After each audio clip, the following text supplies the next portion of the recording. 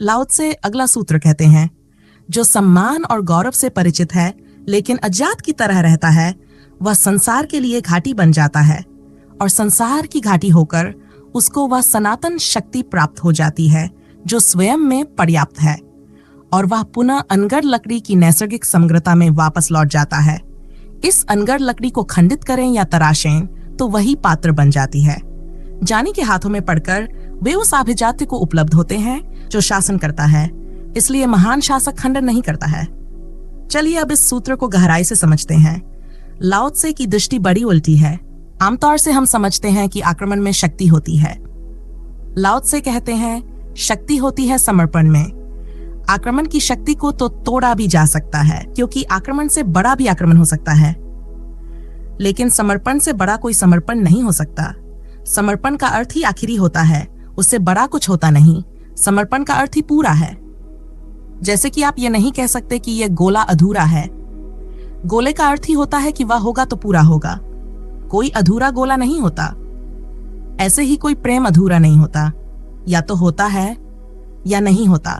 कोई मात्राएं नहीं होती। इसलिए आक्रमण से बड़ा आक्रमण हो सकता है और आक्रमण को पराजित किया जा सकता है। समर्पण से बड़ा कोई समर्पण नहीं होता, इसलिए समर्पण की कोई पराजय नहीं है। लेकिन हम सोचते हैं आक्रमण में शक्ति है। लाओ त्से कहते हैं, समर्पण में शक्ति है। समर्पण से बड़ा कोई समर्पण नहीं हो सकता, और शक्ति अगर वास्तविक हो तो आक्रामक नहीं हो सकती। कमजोर ही आक्रमण करता है।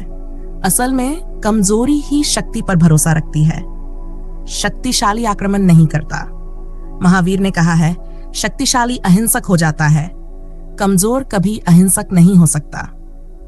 मैकियावेली कहते हैं कि आक्रमण वस्तुतः सुरक्षा का उपाय है। वह कहते हैं कि अगर अपनी सुरक्षा चाहिए हो तो इसके पहले कि कोई आक्रमण करे तुम आक्रमण कर दो। लेकिन सुरक्षा कौन चाहता है? कमजोर सुरक्षा चाहता है, और इसलिए कमजोर आक्रामक होता है। अगर आप अपने भीतर भी देखें तो जिन क्षणों में आप कमजोर होते हैं उन क्षणों में आप क्रोधी होते हैं। जिन क्षणों में आप भयभीत होते हैं उन क्षणों में आप बड़ी अकड़ दिखाने की कोशिश करते हैं। जो भयभीत नहीं होता अकड़ा हुआ नहीं होता। जो कमजोर नहीं होता वह क्रोधी भी नहीं होता। शक्तिशाली मनुष्य कभी क्रोधी नहीं होते। लाओ त्से कहते हैं, समर्पण शक्ति है। शक्ति जब होती है तो उसे सिद्ध नहीं करना पड़ता। दूसरे को सिद्ध करने की आकांक्षा भी अपने में अविश्वास है। आमतौर से यह होता है कि आपकी कोई मान्यता है। अगर कोई व्यक्ति उस मान्यता का खंडन करे तो आप क्रोधित हो जाते हैं। वह क्रोध बताता है कि आपको डर है। अगर यह धारणा आपका अनुभव है तो क्रोध नहीं आएगा। जिसे अपने पर भरोसा है वह दूसरे को प्रभावित करने के लिए उत्सुक नहीं होगा। आत्मश्रद्धा चुंबक है। अपना अनुभव अगर गहरा और पूर्ण है तो परम शक्तिशाली है। तो लाओ त्से कहते हैं, समर्पण शक्ति है, आक्रमण कमजोरी है। समर्पण वही कर सकता है जिसे अपने पर भरोसा है। आक्रमण वही करता है जिसे अपने पर भरोसा नहीं है। आक्रमण तो अधूरे से भी हो जाता है। आपको पूरा होने की जरूरत नहीं है आक्रमण में, और अक्सर आक्रमण में आप पूरे नहीं होते। जब आप क्रोध कर रहे होते हैं तब भी आपके भीतर कोई हिस्सा कह रहा होता है, क्या कर रहे हो? नन किए होते तो अच्छा था। क्रोध करते ही आप पछताते हैं। वह हिस्सा जो क्रोध में साथ नहीं था वही पछताता है कि क्या किया, नहीं करना था। आक्रमण में कभी भी आप पूरे नहीं होते। जिसको भयभीत नहीं किया जा सकता उसको क्रोधित भी नहीं किया जा सकता। जिसको भयभीत नहीं किया जा सकता उसको लड़ने के लिए राजी भी नहीं किया जा सकता। जो भयभीत नहीं होता वह दूसरे को भी भयभीत करने नहीं जाएगा। असल में अपने भय से बचने के लिए हम दूसरे को भयभीत करते हैं। जब दूसरा भयभीत हो जाता है तो हमें लगता है हमारा भय समाप्त हुआ। अगर दूसरा भयभीत न हो तो हमारा भय बढ़ता है। जितना ज्यादा भय होता है अक्सर आदमी उतना बाहर बहादुरी दिखाता है। वह बहादुरी भीतर के भय को संतुलित करती है। वह संतुलित करती है, वह आवरण है, वह उसका जिरा बख्तर है, वह उसकी सुरक्षा है। भीतर भय है इसलिए बाहर सुरक्षा है। भीतर भय नहीं है तो बहादुरी दिखाने का कोई कारण भी नहीं है। लाओ त्से कहते हैं, समर्पण है शक्ति, क्योंकि दिखाने का वहां कोई इरादा नहीं है। आक्रमण है कमजोरी, क्योंकि आक्रमण दिखावे पर निर्भर है। जो बिना अनुभव के अज्ञात में रहे उसका अज्ञात अज्ञात नहीं है। उसे अभी ज्ञात होने का पता ही नहीं है, इसलिए अज्ञात होने का कोई पता नहीं हो सकता। हमारे अनुभव द्वंद्व के हैं। जिसने सुख ना जाना हो उसे दुख का कोई अनुभव नहीं हो सकता। अक्सर जिन्होंने सुख जाना है वे सोचते हैं कि दूसरे लोग जिनको वैसा सुख नहीं मिल रहा है बहुत दुखी है। वह भ्रांति है। आप अगर एक महल में रह रहे हैं तो आपको लगेगा कि झोपड़े में रहने वाला आदमी बहुत दुख पा रहा है। आपका लगना ठीक है। अगर आपको झोपड़े में रहना पड़े तो आपको दुख होगा, ये भी सच है। लेकिन जो महल में नहीं रहा है वह दुख पा रहा है महल में न रहने का। इस भ्रांति में आप मत पड़े, वह नहीं पा सकता। दुख तो सुख के अनुभव के बाद ही पाया जा सकता है। जिस चीज का सुख अनुभव हो जाता है फिर उसका अभाव दुख देता है। इसलिए दुनिया में दुख बढ़ता जा रहा है क्योंकि चीजें और उनके अनुभव बढ़ते जा रहे हैं। उसका कारण है बहुत से लोग उन महलों का त्याग कर देते हैं जिनमें वे कभी रहे ही नहीं। बहुत से लोग उन पदों को लात मार देते हैं जिन पर वे कभी पहुंचे ही नहीं। आप लात कैसे मारिएगा उस सिंहासन पर जिस पर आप कभी बैठे नहीं? आप अपने को समझा रहे हैं, सांत्वना दे रहे हैं, और तब ऐसा आदमी इस सांत्वना को भी नाम बनाने का आधार बनाएगा। ऐसा आदमी जो कहेगा कि मुझे सम्मान की कोई जरूरत नहीं, नाम की कोई जरूरत नहीं, पद की कोई जरूरत नहीं, वह इस त्याग को भी प्रतिष्ठा का कारण बनाएगा। जिनको हम त्यागी कहते हैं वे त्याग को भी धन की तरह उपयोग कर रहे हैं। त्याग भी उनके लिए प्रतिष्ठा का कारण है। त्याग का मतलब ही यह होता है कि प्रतिष्ठा छोड़ दी। लेकिन अगर त्याग की भी प्रतिष्ठा बनाई हो तो सब व्यर्थ हो गया। मैंने एक साधु को टेलीविजन पर देखा। वे कह रहे थे कि मैंने सब कुछ छोड़ दिया है, लेकिन वह ये भी कह रहे थे कि त्याग श्रेष्ठतम है क्योंकि प्रधानमंत्री भी त्यागी के चरणों में सिर झुकाता है। त्याग की श्रेष्ठता का आधार अगर यह है कि प्रधानमंत्री भी सिर झुकाता है तो यह त्याग नहीं, एक और तरीके से सम्मान की भूख है। अगर त्याग भी प्रतिष्ठा बन जाए तो त्याग नहीं रहता। असल में अगर सम्मान का अनुभव ना हो तो सम्मान की व्यर्थता का भी अनुभव नहीं होता। अगर धन का अनुभव ना हो तो निर्धन होने का सुख भी नहीं लिया जा सकता। यदि आप कभी धन का अनुभव नहीं करते और निर्धनता को अपनाते हैं तो आप केवल दुख पाएंगे, क्योंकि निर्धनता का सुख धन के अनुभव के बाद ही संभव है। सच्चा त्याग, सच्ची विनम्रता या सच्चा ज्ञान वही है जो सम्मान या पहचान का कारण न बने। लेकिन हमारे जीवन पाखंड से भर गए हैं। हम अपने अहंकार को संतुष्ट करने के लिए साधन बदल लेते हैं, लेकिन लक्ष्य वही रहता है। त्यागी, जानी या निरहंकारी सब इस अहंकार को अलग अलग रूपों में पोषित करते हैं। अगर कोई आपको बताए कि आपसे बड़ा त्यागी, बड़ा जानी या बड़ा निरहंकारी कोई और है तो क्या आप दुखी हो जाते हैं? अगर ऐसा है तो यह साफ है कि कहीं ना कहीं आप भी उसी अहंकार की चपेट में हैं। सच्चा त्याग, सच्चा ज्ञान, सच्ची विनम्रता वही है जिसमें ऐसा सुनकर आनंद हो, न कि चोट। इसलिए यह समझना जरूरी है कि सम्मान, गौरव, धन या प्रतिष्ठा बुरी चीजें नहीं हैं, लेकिन यह ध्यान रखना जरूरी है कि ये मंजिल नहीं है। इनका अनुभव करें, इनसे सीखें और फिर इन्हें व्यर्थ समझकर छोड़ दें। तभी जीवन में असली स्वतंत्रता और सच्चा आनंद संभव है। लाओ त्से कहते हैं कि जो व्यक्ति अनुभव से गुजरकर अज्ञात की तरह रहता है वह संसार के लिए घाटी बन जाता है और उस सनातन शक्ति को प्राप्त करता है जो स्वयं में पर्याप्त है। कौन सी शक्ति स्वयं में पर्याप्त होती है? जैसे अर्जुन जो महान योद्धा है, लेकिन अगर दुनिया में कोई और हो तो अर्जुन का योद्धापन खत्म हो जाएगा। उसकी विजय किसी की पराजय पर निर्भर है। आपकी अमीरी गरीबों के अस्तित्व पर निर्भर है। आपका महल पड़ोसी के झोपड़े पर निर्भर है। आपका पांडित्य मूर्ता पर और आपका सौंदर्य कुरूपता पर। यह सब इस बात पर टिका है कि कोई दूसरा है जिसके कारण आप वह हैं जो आप हैं। यह स्थिति उल्टी और अजीब है। आपकी पहचान, सुख और आनंद सब दूसरे पर निर्भर है। अगर आप सुंदर हैं तो आप चाहेंगे कि दुनिया में कुछ लोग कुरूप रहें। अगर आप ज्ञानी हैं तो मूर्खों की आवश्यकता होगी। लाओ त्से कहते हैं कि जो व्यक्ति द्वंद्वों के बीच समता को प्राप्त करता है वह उस शक्ति को उपलब्ध हो जाता है जो आत्मनिर्भर है। बुद्ध की शांति किसी की अशांति पर निर्भर नहीं। अगर पूरी दुनिया शांत हो जाए तो भी उनकी शांति वैसी ही रहेगी। अगर आपका ज्ञान किसी अज्ञानी पर निर्भर है तो वह केवल जानकारी है। सच्चा ज्ञान वह है जो अपने आप में पूर्ण है। बुद्ध का जानना, उनके अनुभव का होना किसी के अज्ञानी होने या न होने से प्रभावित नहीं होता। इसके विपरीत एक फिल्म अभिनेत्री का सौंदर्य दूसरों की आंखों पर निर्भर है। एक राजनेता का नेता होना अनुयायियों पर निर्भर है। लेकिन बुद्ध की स्थिति आत्मस्थिति है। जो दूसरे पर निर्भर है वह परस्थिति है। जो स्वयं में पर्याप्त है वह आत्मस्थिति है। अपने भीतर खोजिए कि आपके पास ऐसा कुछ है जो किसी पर निर्भर नहीं। अगर है तो वह आत्मा है, अगर नहीं है तो आत्मा का अभी कोई पता नहीं। आत्मा का अर्थ है जो स्वयं में पर्याप्त है। लाओ त्से कहते हैं उस व्यक्ति को वह सनातन शक्ति प्राप्त होती है जो स्वयं में पर्याप्त है और वह पुनः अनगर लकड़ी की भांति नैसर्गिक समग्रता में वापस लौट जाता है। हम सब तराशी हुई लकड़ियां हैं। ऐसा समझें एक बच्चा पैदा हुआ आपके घर में, वह ना तराशी लकड़ी है। अभी वह बच्चा हिंदू नहीं है, ईसाई नहीं है, जैन नहीं है, बौद्ध नहीं है। अभी साधारण लकड़ी है, आप उसे तराशना शुरू कर दिए। अगर आप मुस्लिम हैं तो आपने उस लड़के को तराशना शुरू कर दिया। मुस्लिम बनाने की कोशिश शुरू हो गई। बुला लाए किसी मौलवी को तालीम दिलाने के लिए। आपने उस लड़के को काटना छांटना शुरू कर दिया। यात्रा शुरू हो गई। लकड़ी ना तराशी नहीं, अब फर्नीचर बनेगा। आप उसकी कुर्सी, टेबल कुछ बनाएंगे। अभी जैसी लकड़ी स्वीकृत नहीं है, नैसर्गिक लकड़ी स्वीकृत नहीं है। आप कुछ बनाएंगे तभी काम का, नहीं तो बेकाम का साबित हो जाएगा लड़का। आप काम का बना कर रहेंगे। फिर ये लड़का 50 साल का हो गया। अब ये सोचता है मैं हिंदू हूँ, ईसाई हूँ, जैन हूँ। ये झूठ है, ये थोपा हुआ आरोपण है, ये बनावट है, ये ऊपर से दिया गया ख्याल है। ये जानता है मैं इंजीनियर हूँ, डॉक्टर हूँ, दुकानदार हूँ, कि क्लर्क हूँ, कि मास्टर हूँ। ये भी संस्कार है। ये जानता है कि मेरा नाम राम है, कृष्ण है, कि मोहम्मद है। ये भी संस्कार है। ये जानता है कि मैं सफल हूँ, असफल हूँ। यह भी संस्कार है। ये सब दूसरों ने दिए हैं। ध्यान रहे, संस्कार मिलते हैं दूसरों से, स्वभाव आता है स्वयं से। इसलिए संस्कार से मुक्त हो जाना ही मुक्ति है, स्वभाव में गिर जाना ही मुक्ति है।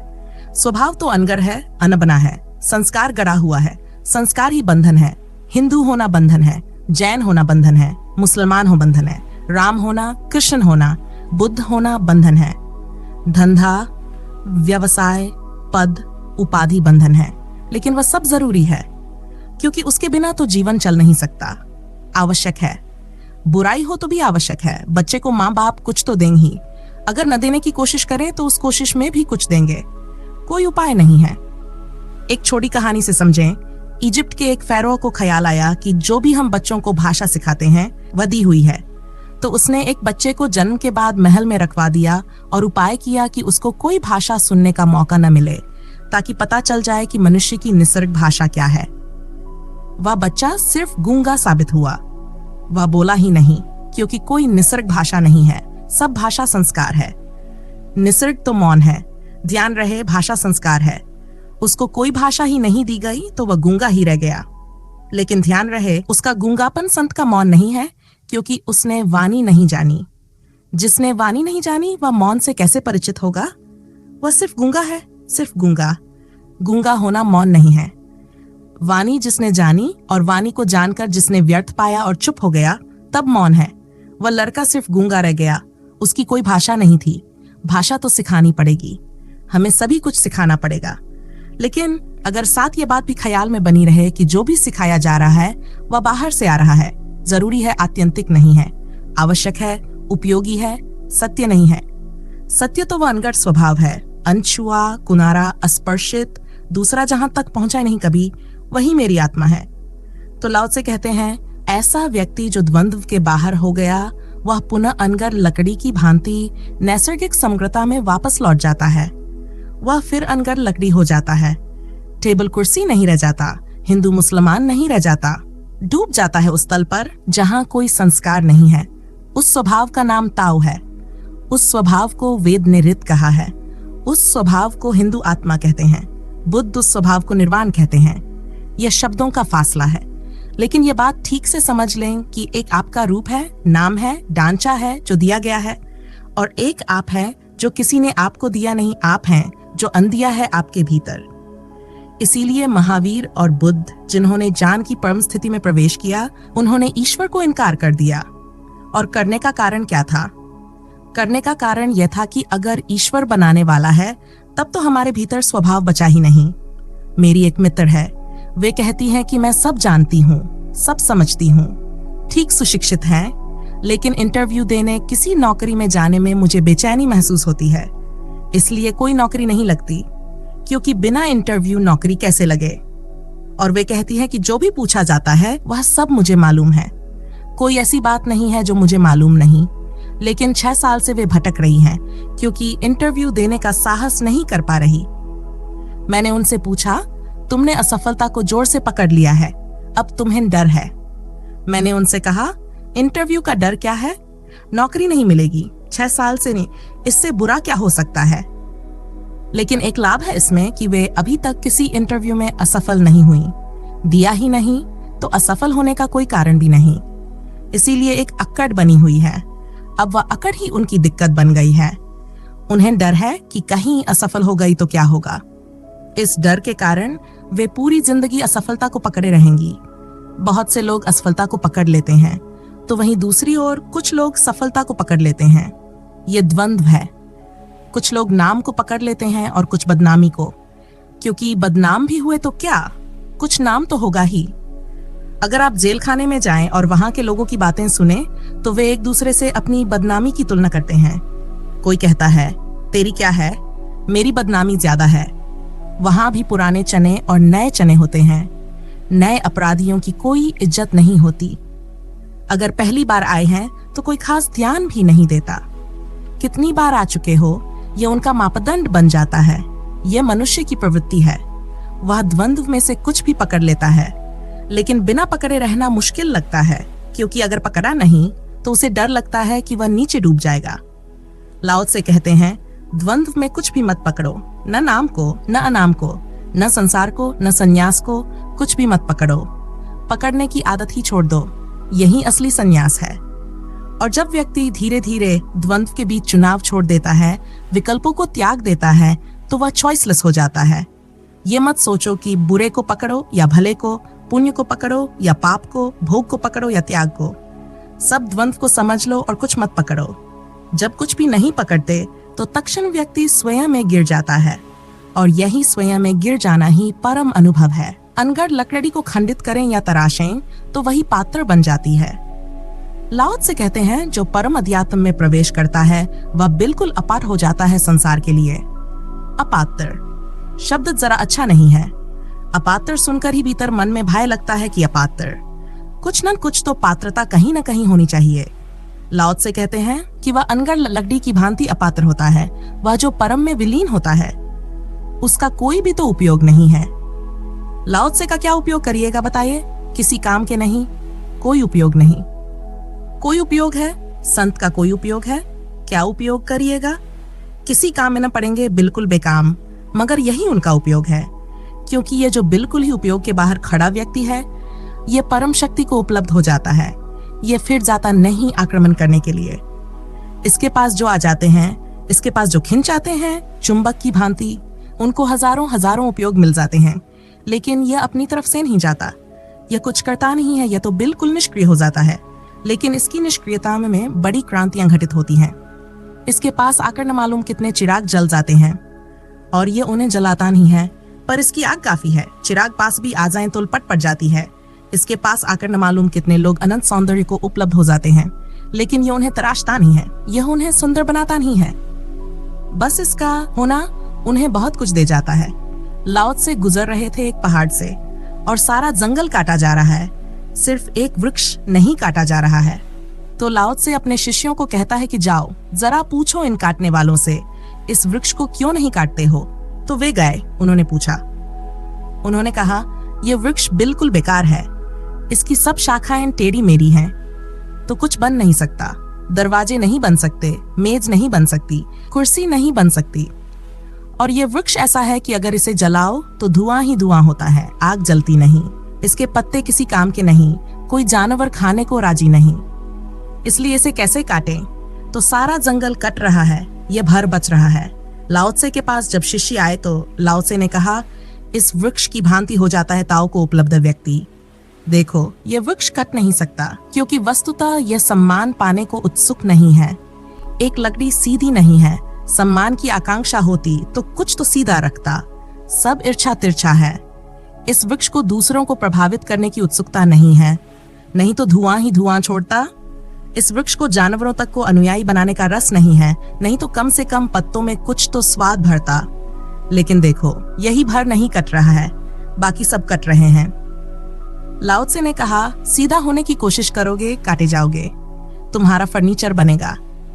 सिंहासन में लगते हो कि साधारण क्लर्क की कुर्सी में लगते हो, ये और बात है, लेकिन फर्नीचर बनेगा। और जो तुम्हें फर्नीचर बनाने को उत्सुक हैं, वे तुमको समझाएंगे कि सीधे रहो, नहीं तो बेकार साबित हो जाओगे। अगर तुमने उनकी मानी तो तुम कहीं ईंधन बनकर जलोगे। सब ईंधन बनकर जल रहे हैं। लोगों से पूछो, क्या कर रहे हो? वे कह रहे हैं, हम बच्चों के लिए जी रहे हैं, उनके बाप उनके लिए जी रहे थे, उनके बच्चे उनके बच्चों के लिए जिएंगे। तुम ईंधन हो, तुम किसी और के लिए जल रहे हो। लाओ त्से ने कहा, छोड़न मत बनना। और लाओ त्से ने कहा कि देखो, इस वृक्ष के नीचे 1000 बैलगाड़ियां ठहर सकती हैं। ये वृक्ष किसी को बुलाता नहीं, लेकिन इसकी घनी छाया, हजारों लोग इसके नीचे रुकते हैं। बिल्कुल बेकार है, पर हजारों थके हुए विश्राम पा लेते हैं। ये वृक्ष उन्हें छाया देना चाहता है, ऐसा भी नहीं। इस वृक्ष ने तो एक ही नियम बना रखा है, मालूम होता है कि जो नैसर्गिक है उसमें ही रहूंगा, कुछ गड़बड़ नहीं करूंगा। ताओ को उपलब्ध व्यक्ति ऐसा ही हो जाता है। हजारों लोग उसके नीचे छाया पाते हैं। वह छाया देता नहीं, छाया उसके नीचे होती है। लकड़ी को काटें छांटें तो पात्र बन जाती है। जानी के हाथों में पड़कर लोग भी पात्र बन जाते हैं, आभिजात्य को उपलब्ध होते हैं, शासन करने वाले बन जाते हैं। अगर आप ज्ञानियों के हाथ में पड़ जाएं, शिक्षकों के हाथ में पड़ जाएं, तो आपको डॉक्टर, इंजीनियर, मिनिस्टर, प्रधानमंत्री, राष्ट्रपति बन जाने का मौका मिलेगा। वे आपको पात्र बना देंगे, योग्य पात्र बना देंगे, जो किसी काम आ सके। लेकिन लाओ त्से कहता है, किंतु महान शासक खंडन नहीं करता। लेकिन महान व्यक्तित्व जैसे महावीर, बुद्ध, कृष्ण जैसा महान शास्ता, शास्ता से मतलब है जिसकी छाया में शासन फलित हो जाता है, जो कुछ करता नहीं, जिसकी मौजूदगी शासन बन जाती है। ऐसा महान शास्ता किसी को काटता पीटता नहीं, खंडित नहीं करता, तराशता नहीं। वस्तुतः ऐसा महान शास्ता आपके तराशेपन को छीन लेता है, आपके खंडन को अलग कर देता है और आपको अखंड में गिरने की सुविधा जुटा देता है। अखंड का मतलब है गैर तराशा। बड़ी उल्टी बातें लगेंगी। लाओ त्से रिफाइंड के खिलाफ और अनरिफाइंड के पक्ष में, तराशने के खिलाफ, अनगढ़ के पक्ष में, संस्कार के खिलाफ, संस्कार शून्यता के पक्ष में। लेकिन संस्कार शून्यता तभी आती है जब संस्कार घटित हो जाता है। इसलिए इस दुनिया में 2 तरह के शिक्षक हैं। हमने उनके लिए अलग अलग नाम दिए हैं। एक को हम शिक्षक कहते हैं, दूसरे को हम गुरु कहते हैं। शिक्षक तराशता है, गुरु फिर अंतराशे में भेज देता है। जब सब शिक्षकों का काम पूरा हो जाता है, तो परम शिक्षक का काम, गुरु का काम शुरू होता है। वह फिर अंतराशता है, फिर जोड़ता है, टूटे को फिर इकट्ठा करता है, बनाए को फिर मिटाता है, पात्र को फिर अनगर लकड़ी में डाल देता है और सारे संस्कार, सारे समाज को छीनकर वापस फिर निसर्ग में डुबा देता है। उस निसर्ग में डूब जाना ही निर्वाण है। आशा है आपको ये वीडियो पसंद आई होगी। लाओ त्से के गूढ़ सूत्रों को समझने के लिए हमारी प्लेलिस्ट अवश्य देखें। इसी तरह की जागरूकता और प्रेरणा देने वाली वीडियो के लिए हमारे चैनल को सब्सक्राइब करना न भूलें। धन्यवाद।